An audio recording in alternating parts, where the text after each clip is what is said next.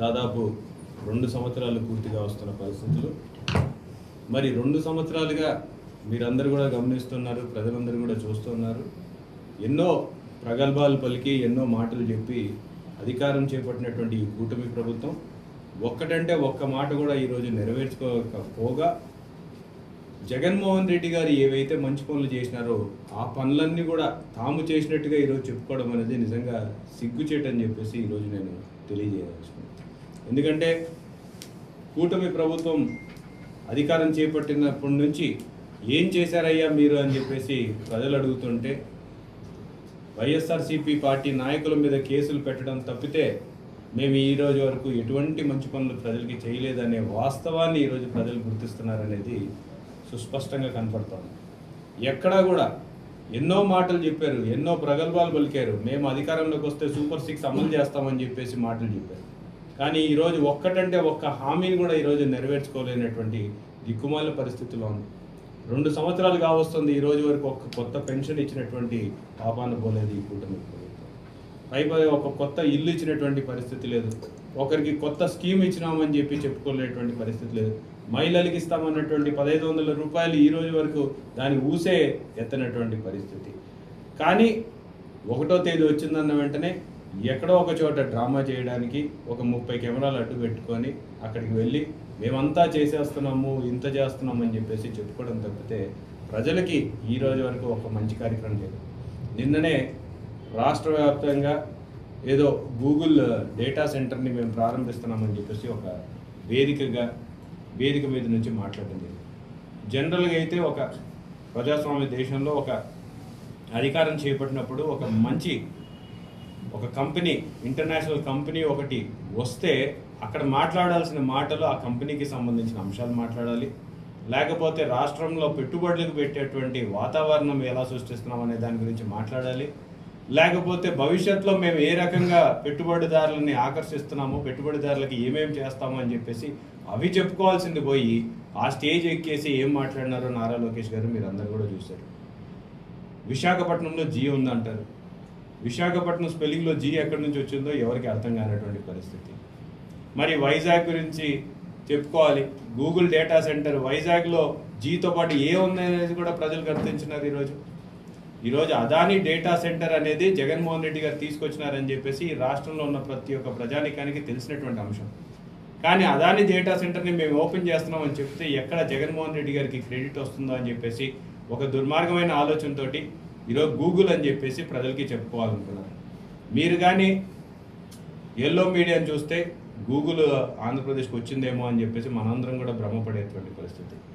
కానీ నిన్న చూశారు, సాక్షాత్తుగా వాళ్ళు చేసినటువంటి ఓపెనింగ్లోనే, వాళ్ళు ఇచ్చినటువంటి యాడ్లోనే మొదటి పేరు వచ్చేది అదానీ. ఎందుకంటే ఇది అదానీ డేటా సెంటర్, అదానీ వాళ్ళు కడుతున్నటువంటి డేటా సెంటర్, దాని క్లయింట్స్ వచ్చేసి గూగుల్ అండ్ ఎయిర్టెల్. దాన్ని పేరు మార్చి ఈరోజు క్రెడిట్ చోరీ, ఈ మధ్య ఫ్యాషన్ అయిపోయింది క్రెడిట్ చోరీ అని చెప్పేసి వాళ్ళే చెప్పుకుంటారు. ఎటువంటి క్రెడిట్ చోరీ చేస్తున్నారో మనందరం కూడా గమనిస్తాం. అదానీ డేటా సెంటర్ క్రెడిట్ చోరీ. అమ్మఒడి అంట లోకేష్ గారి మదిలోంచి పుట్టినటువంటి ఐడియా అని చెప్పేసి ఈరోజు మాట్లాడుకుంటున్నారు. మరి గతంలో జగన్మోహన్ రెడ్డి గారికి ఐడియా కూడా లోకేష్ గారు ఇచ్చినారేమో మాకైతే అర్థం కాదు.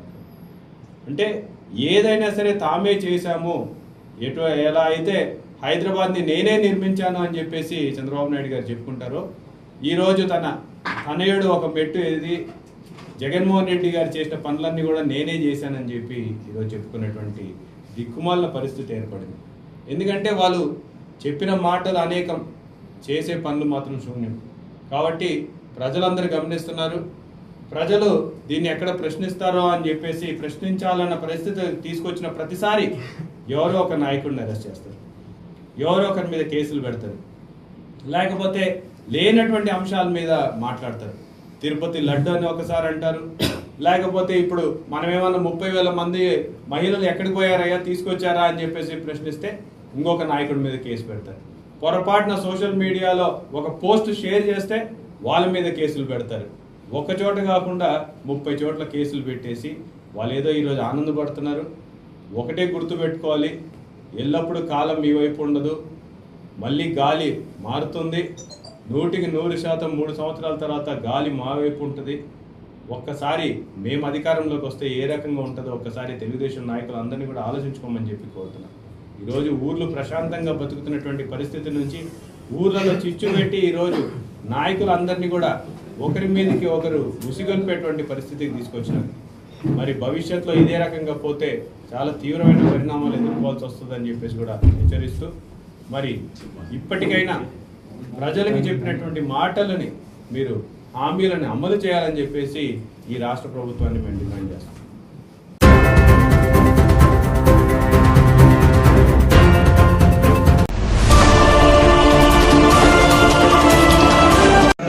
ఎందుకంటే ఒక చోట 2 పెడతారు, ఇంకో చోట ఉండదు.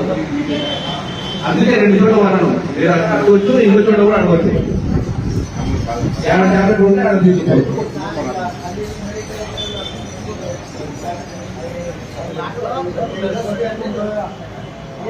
ఖరీదు పెడతారు కూడా మాట్లాడను, ఆయన కూడా ఓకే. 2 పెడతారు మాట్లాడను.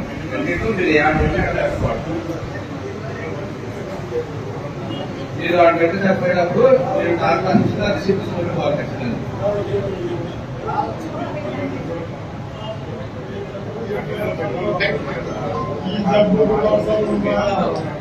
మీకు ఏమేమి టాబ్లెట్ కావాలో రిసిప్ట్ తీసుకుంటే అన్నీ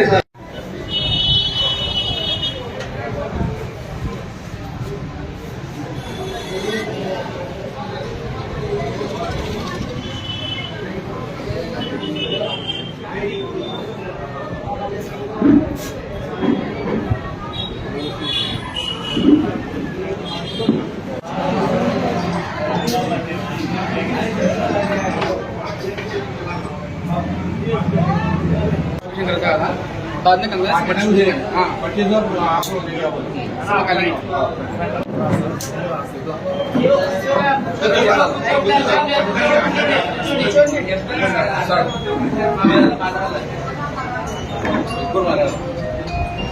కూర్చోరి అందరూ మన కార్యక్రమాలు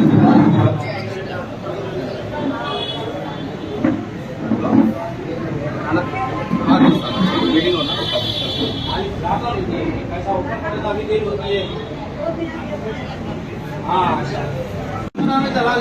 फोन नंबर लिखते हैं, फोन नंबर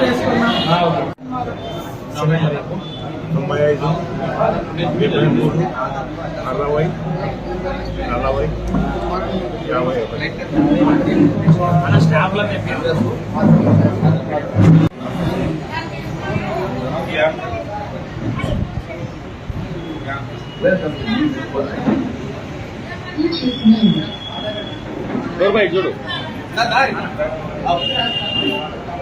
ఏ వెంకటరాజు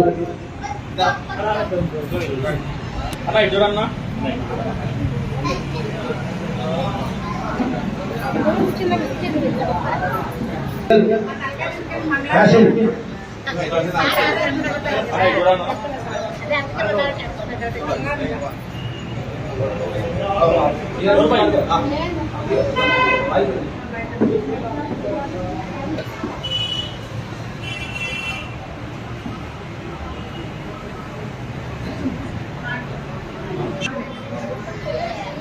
और भाई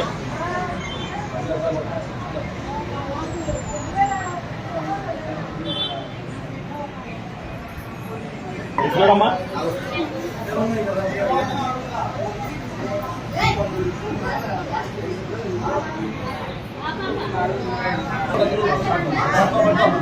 అలా చూడమ్మా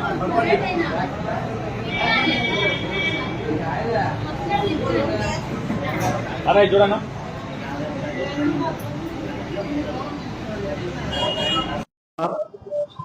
ఈరోజు చాలా మంచి సుపరిణామం.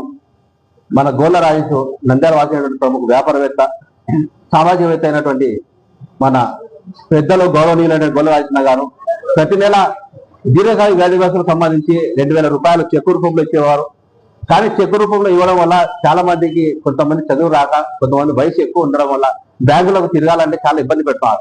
కాబట్టి అందుకు సంబంధించి ఆలోచన చేసినటువంటి గోళ్ళ రాజేష్ అన్న ప్రతి నెల ఈ విధంగా ప్రజలు ఎవరు ఇబ్బంది పడకూడదనే ఉద్దేశంతో వారికి ఈ విధమైనటువంటి కార్డు, మెడికల్ కార్డు ఇస్తున్నారు. అయితే ఎంతమంది అయినా అర్హులైనటువంటి ప్రతి ఒక్కరికి కూడా ఈ కార్డు వెసులుబాటు కనిపిస్తుంది. ఈ కార్డులో వారి ఫోటో తీసాము. తర్వాత దీనికి సంబంధించిన మేమైతే ఏదైతే మెడికల్ స్టోర్ ఉందో ఆ ఎవరితో టైప్ అయ్యామో ఆ టైప్ అయినటువంటి మెడికల్ స్టోర్ లో పోయి వీరికి సంబంధించిన టాబ్లెట్ ఏవైనా సరే, కొంతమంది హైదరాబాద్, కొంతమంది కర్నూలు వాడుతూ ఉంటారు. కాబట్టి ప్రతి నెల ఈ టాబ్లెట్ అవసరం కాబట్టి ఆ మెడికల్ స్టోర్ వాళ్ళు కూడా వాళ్ళకి అవసరమైనటువంటి టాబ్లెట్ ప్రతి నెల కూడా అవసరం ఉంటాయి కాబట్టి అవి తెప్పించి ఇక్కడ ఉంటే ప్రతి ఒక్కరికి కూడా అందుబాటులో తెచ్చే విధంగా కార్యక్రమాలు ఏర్పాటు చేశాము. అదేవిధంగా గొల్ల రాజశేఖర గారు ఇప్పటికే ఎన్నో సేవా కార్యక్రమాలు గడిచిన 7 నెలల నుండి కొనసాగుతూ ఉన్నాయి. ఏది కూడా ఇంతవరకు కార్యక్రమాలు కొనసాగుతూనే ఉన్నాయి తప్ప ఎక్కడ కూడా పెండింగ్ లేదు, బ్రేక్ లేదు. భవిష్యత్తులో కూడా ఏ కార్యక్రమాలు కూడా ఆపబోమని, తన కంటాలు ప్రారంభంత వరకు ఏ కార్యక్రమం ఆపబోమని, ఇంకా దీనికి జోడిస్తూ ఇంకా సేవా కార్యక్రమం పెంచుకుంటూ పోతామని కూడా అన్న గొల్ల రాజశేఖర గారు చెప్పారు. అదేవిధంగా ప్రస్తుతం అయితే ₹1 2 పుల్కాలు, కర్రీ, పప్పు అందిస్తా ఉన్నాము. దాన్ని ఇంకా వెసులుబాటు తెచ్చి వినూత్న రీతిలో మొబైల్ క్యాంటీన్ అంటే ఒక వాహనంలో ఈ పుల్కాలు, రైసు ఇవి ఏవైతే ఉన్నాయో అవి వాహనాల్లో తిరుగుతూ ప్రధాన కూడల్లో, నంద్యాల పట్టణంలోని ప్రధాన కూడల్లో హోటల్స్ నిర్వహిస్తున్న నిర్వాహకులకు ఇబ్బంది కలగకుండా, వారికి నష్టం కలగకుండా కేవలం సెంటర్లలో, ప్రతి సెంటర్లో, నంద్యాల పట్టణంలోని ప్రతి సెంటర్లో అర్ధగంట సేపు నిల్వడి ఆ వాహనంలో ₹1 2 పుల్కాలు, కర్రీ, పప్పు, అదేవిధంగా ₹1 రుచికరమైన భోజనం అందిస్తా ఉన్నారు. దీని ఉద్దేశము అన్న ప్రతి ఒక్కరు కూడా ఆకలితో ఉండకూడదు, ప్రతి ఒక్కరు కడుపు నిండా తినాలి అనేటువంటి ఆలోచనతో తనకు లక్షలాది రూపాయలు భారమైనప్పటికీ కూడా అలాంటి లక్షల రూపాయల భారాన్ని తను కొట్టి పారేస్తున్నారు. ఎంత భారమైనా కూడా ప్రజలకు అవకాశము, ప్రజలకు అవసరం ఏదైనా ఉంటే అది చేసేందుకు ఖచ్చితంగా నేను అన్ని సేవా కార్యక్రమాలు చేసుకుంటూ ముందుకు వెళ్తానని కూడా గొల్లరాజు చెప్తున్నారు. ఇలాంటి వ్యక్తి మన నంద్యాల పట్టణ ప్రజలకు సుఖశాంతులతో ఎప్పుడు వర్ధిల్లుతూ భగవంతుడు గొల్లరాజన్న గారిని ఆశీర్వదిస్తూ ఇలాంటి సేవా కార్యక్రమాలు ఇంకా చేసేందుకు వారికి శక్తిని ఇవ్వాలని మనస్ఫూర్తిగా గొల్లరాజన్న గారికి ఆ భగవంతుడు ప్రార్థిస్తున్నాను. అదేవిధంగా ఇలాంటి కార్యక్రమాలు గడిచిన కొంత 7-8 నెలల నుండి నా ద్వారా చేపించినందుకు నా జన్మజన్మల అదృష్టంగా భావిస్తున్నాను. ఎల్లప్పుడూ కూడా గొల్లరాజన్న గారికి నేను మనస్ఫూర్తిగా రుణపడి ఉంటానని వీరపూర్వకంగా నేను తెలుపుకుంటున్నాను. ఈరోజు ఈ కార్యక్రమం నంద్యాలలో దీర్ఘకాలిక వ్యాధిగ్రస్తులకు 2వ దశ 4వ దశ ప్రారంభించడం జరిగింది. ఇది ఎంతో శుభపరిణామం. నంద్యాల పట్టణ ప్రజలకు ఈ యొక్క మంచి అవకాశం ఇచ్చినందుకు గొల్లరాజశేఖర గారికి మనస్ఫూర్తిగా ధన్యవాదాలు తెలుపుకుంటాను. ఈయన ఈ ఒక్క కార్యక్రమం కాకుండా నంద్యాల పట్టణంలో ఎన్నో కార్యక్రమాలు మొదలుపెట్టేందుకు, అదేవిధంగా రొట్టె పప్పు, అదేవిధంగా మధ్యాహ్న పూట భోజనము, తర్వాత మా దీర్ఘవ్యాధిగ్రస్తులకు ఈ మందుల పంపిణీ అయితేనేమి, అదేవిధంగా విద్యార్థుల కోసం నిరుద్యోగ విషయంలో అయితేనేమి, అదేవిధంగా విలేకరులకు ₹3000 ఇచ్చే విషయంలో అయితేనేమి, అదేవిధంగా మన రైతులకు సహాయం ఇచ్చే కార్యక్రమం అయితేనేమి, అన్ని కార్యక్రమంలో ముందుండి నంద్యాల పట్టణము ఒక మంచి ప్రాంతంగా అభివృద్ధి చేసినందుకు వారికి మనస్ఫూర్తిగా ధన్యవాదాలు తెలుపుకుంటూ నంద్యాల పట్టణ ప్రజల తరఫున వారికి ఎల్లప్పుడూ ఉన్నప్పుడు ఉంటామని సంబోధిస్తూ ఈ కార్యక్రమాన్ని నిర్మిస్తున్నాం. Thank you. నమస్కారాలు. ఈ గొల్లరాజేష్ గారి కార్యక్రమంలో చాలా సార్లు నన్ను ఇన్వైట్ చేసిన నూరన్న గారికి చాలా ధన్యవాదాలు. థ్యాంక్ యూ అన్న. ఇలాంటి ప్రోగ్రామ్స్ చాలా చేయాలి అన్న. ఇంకా గొల్లరాజేష్ అన్న వారు నంద్యాల నియోజకవర్గంలో ఉన్న ప్రజలందరికీ మంచి సేవా కార్యక్రమాలు బాగా చేయాలి అని కోరుకుంటూ హృదయపూర్వకంగా థ్యాంక్స్.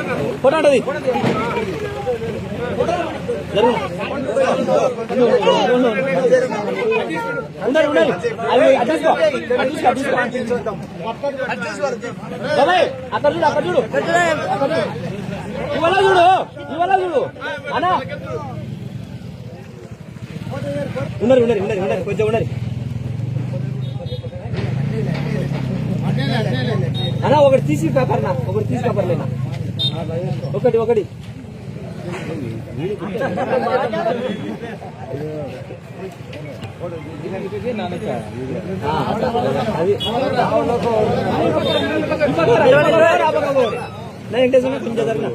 కొంచెం ఓకే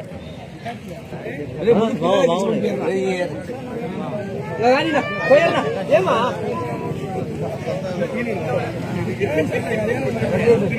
పోనా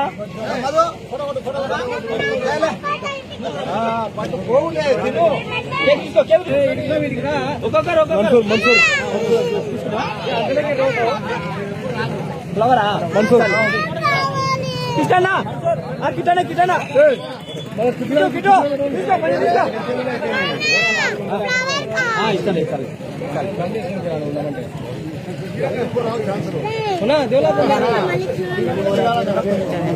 బాబాయ్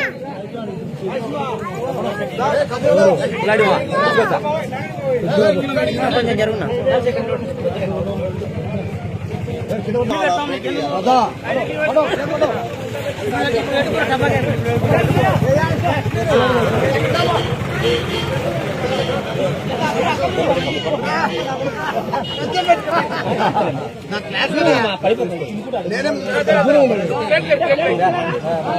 మణి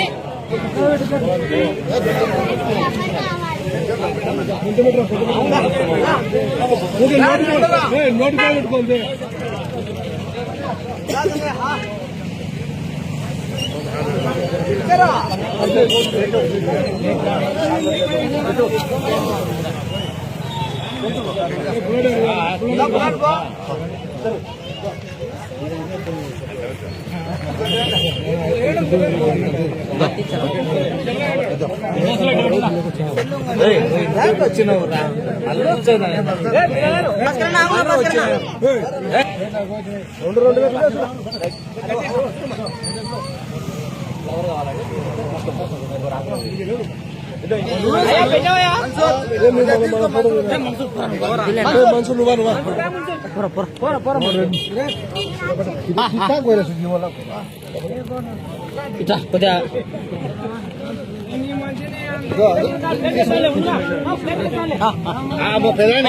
సమరం చూడు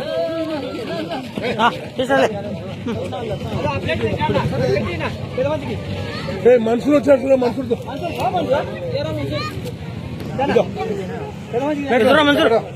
లైట్ అవసరం లేదు లైట్ తీసేయి ఎలా నువ్వు తీసుకున్నా ఎలా ఫోటో అన్న వీడియో పెట్టు పెట్టు తీసుకొని పెట్టు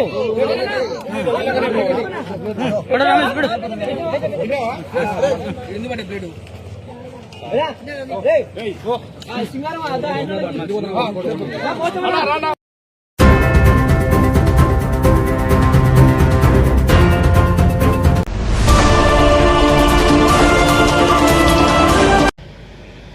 భారతదేశానికి చేస్తున్న భారతీయ జనతా పార్టీ అభివృద్ధిని చూసి మరి వారు ఆకర్షితులై ఈ గ్రామం నుంచి వారు పార్టీలోకి రావడాన్ని మనస్ఫూర్తిగా స్వాగతిస్తున్నాం. వారు పార్టీలో చేరిన సందర్భంగా 2 సమస్యలు చెప్పడం జరిగింది.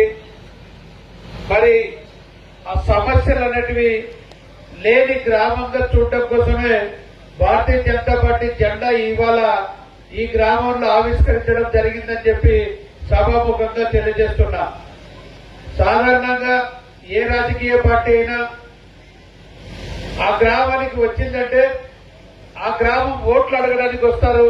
మరి ఆ గ్రామ ప్రజలు ఏదైనా సమస్యలు చెబితే తప్పనిసరిగా మీరు ఎన్నికల్లో ఓటు వేయండి, తర్వాత మేము వచ్చి అభివృద్ధి చేస్తామని చెప్తారు.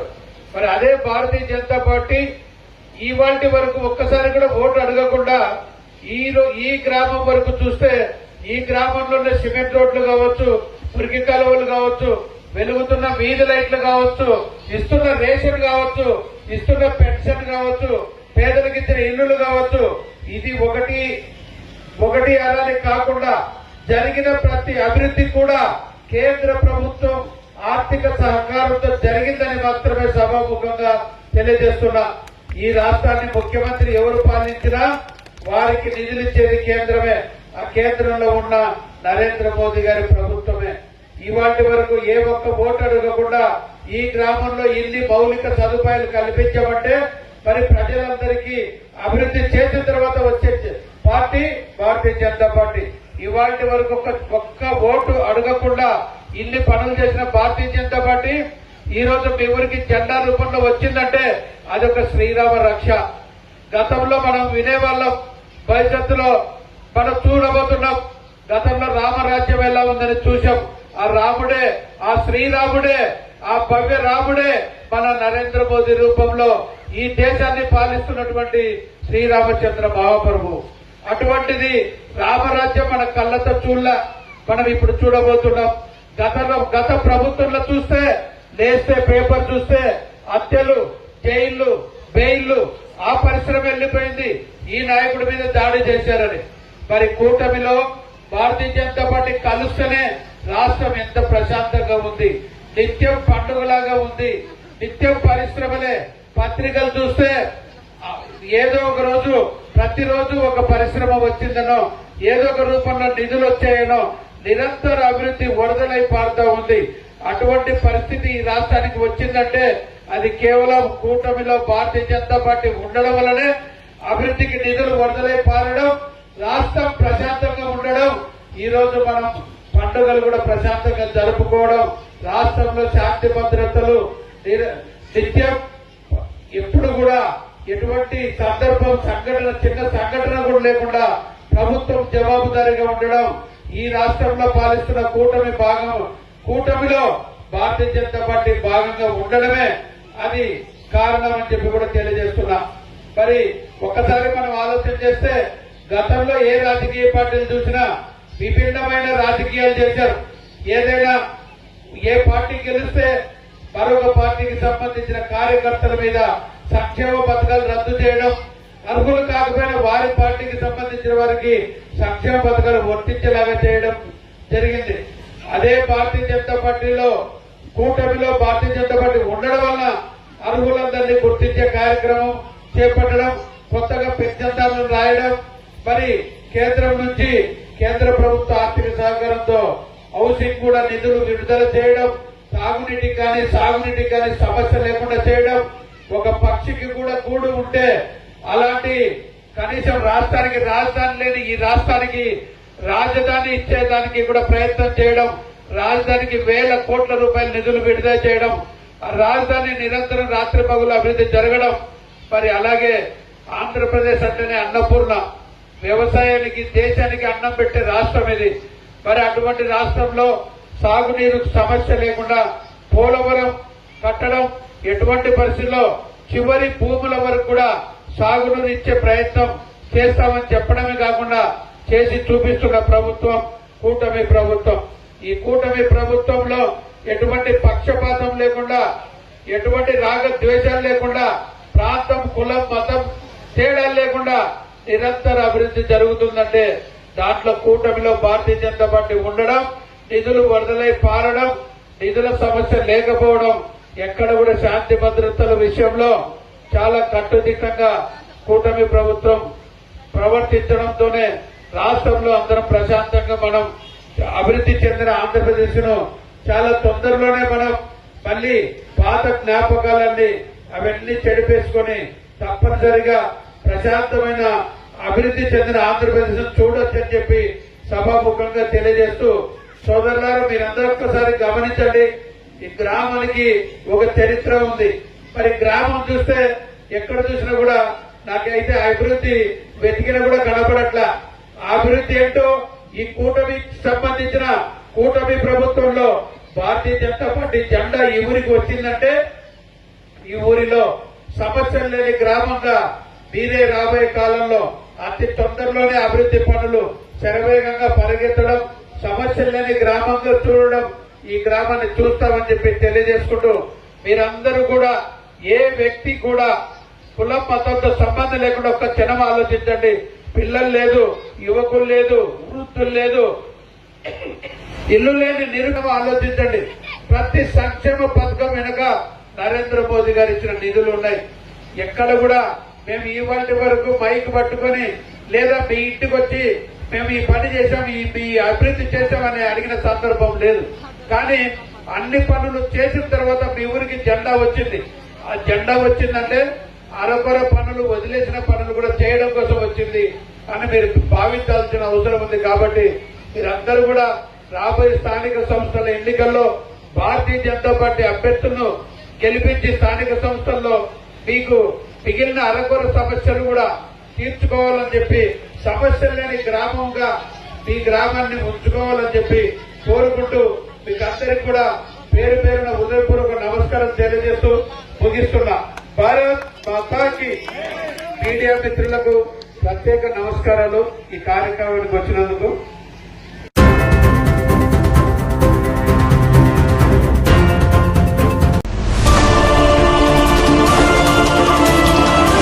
నా పేరు గద్దల్ నాగర్, బహుజన సమాజ్ పార్టీ నంద్యాల జిల్లా అధ్యక్షుడు.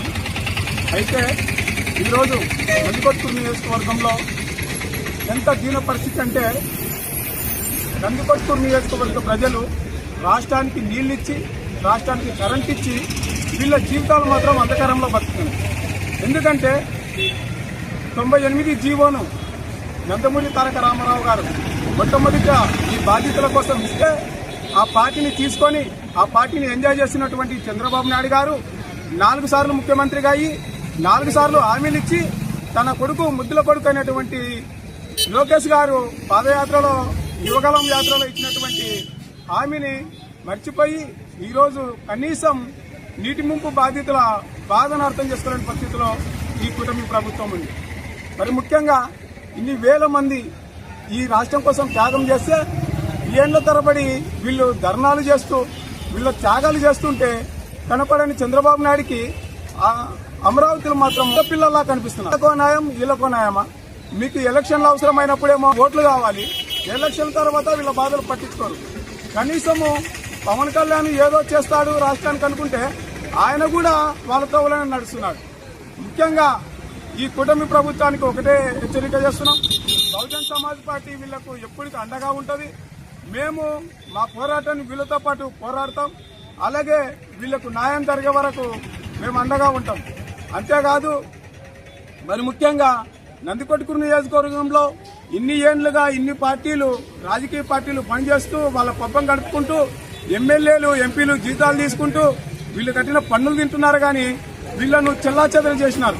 చెట్టుకొకరు గుట్టకొకరై వీళ్ళు రాష్ట్ర కోసం త్యాగం చేస్తే వాళ్ళ త్యాగ ఫలితాలను మరిచి వాళ్ళని చెట్టుకొకరిని గుట్టుకొకరిని చేసి కనీసం ఇంటికి పొలానికి లేకుండా చేసి వాళ్ళు న్యాయమైన కోరికలు వాళ్ళేమన్నా హైఫై లైఫ్ అడుగుతున్నారా? కోట్ల పరిహారం అడుగుతున్నారా? కనీసం ఉపాధి, మేము బతకడానికి ఉపాధి కల్పించేటువంటి చిన్నపాటి ఉద్యోగాలు ఏంటని అడుగుతుంటే కూడా కనీసము ఈ ప్రభుత్వానికి వినపడడం లేదు. అయితే రాబోయే ఎలక్షన్లో ఖచ్చితంగా ఈ కూటమి ప్రభుత్వానికి బుద్ధి చెప్తారు. నందికొట్కూరు నియోజకవర్గ ప్రజలు నందికొట్కూరు నియోజకవర్గంలో ఉన్నటువంటి నీటి మునుగ బాధితుల త్యాగం ఈ రాష్ట్రం అంతా అనుభవిస్తుంది. వాళ్ళ త్యాగ ఫలితమే ఈ రోజు అందరూ వెలుగులో ఉంటున్నారు, కరెంటు అనుభవిస్తున్నారు. కాబట్టి వాళ్ళకు అతి తొందరలో న్యాయం చేయాలని బహుజన సమాజ్ పార్టీ తరఫున డిమాండ్ చేస్తున్నాం. జై భీమ్, జై భారత్.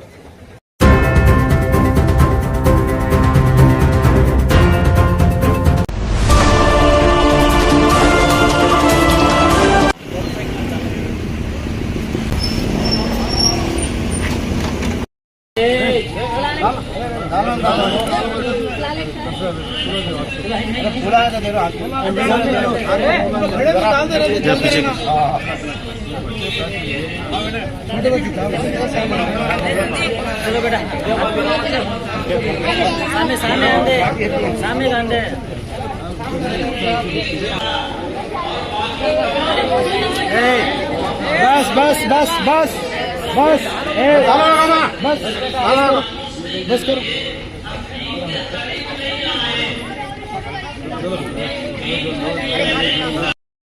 बुका बुका जा है जरा पीछे आ जाओ.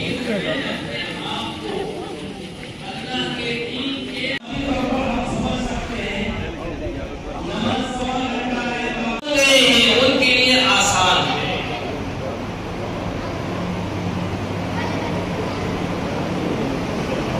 नमाज आसान चीज है मगर अमल नहीं कर. इसीलिए मिसाल मैंने अर्ज कर दिया. जिस वक्त हम दिल लगाकर पढ़ना शुरू करेंगे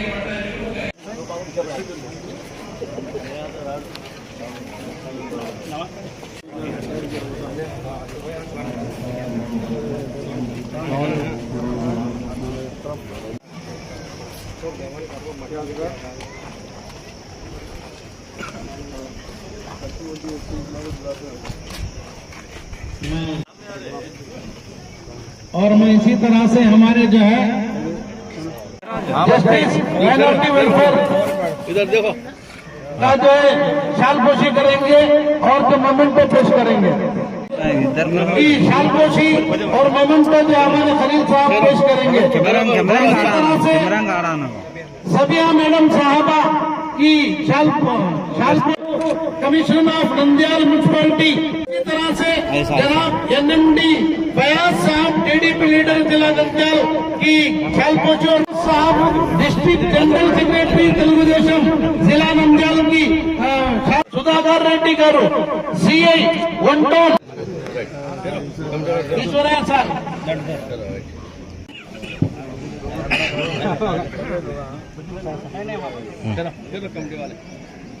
अकबर साहब शादी करने की जिम्मेदारी की जो जलपोशी हमारे मिनिस्टर साहब फरमाएंगे और फयाज पे और जो एनएमडी फिरोज साहब और फयाज साहब फरमाएंगे। Okay sir. मिनिस्टर साहब और मोमेंटो की पेशी हमारे मुफ्ती साहब फरमाएंगे। ट्रैफिक और मोमेंटो पेशी जो हमारे सर ऐसा सर फरमाएंगे। सर ऐसा खुदूस भाई के पास एक ख्याल मोमेंटो अल्लाह दोनों जोड़ी को अल्लाह बेहतरीन तरीके से तूने रखा है। अल्लाह ये इनकी बात मानते हैं, वो उनकी बात सुनते हैं।